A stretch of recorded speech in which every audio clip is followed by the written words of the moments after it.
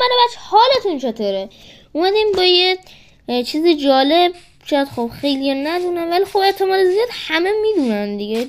اینو برای تازه واردهای ماینکرافت میذارم که تازه شروع کردم و هیچی ازش بلد نیستم.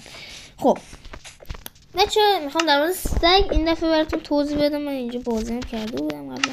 خب چیه اینجا؟ اول ما برای اسم سگمون چیزی برداریم. خب استخون و حالا مثلا چند تا رنگ. من به صورت شانسی چند تا رنگ رو برمیدارم. من اینه مثلا برم.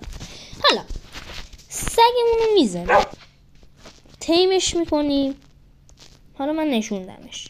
خب این به صورت عادی دور گردنش قلادش قرمزه. ما میتونیم با رنگی که دلمون میخواد اینو رنگی کنیم. درسته یا خیر؟ نکنیم میتونیم رنگ این رو عوض کنیم و این چیز خیلی جالبیه که خب شاید همه ندونن و برای تازه وارده ماینکرافت اینو گذاشته بودم. امیدوارم که خوشتون بیاد. تا ویدیو بعدی، خدا نگهدار.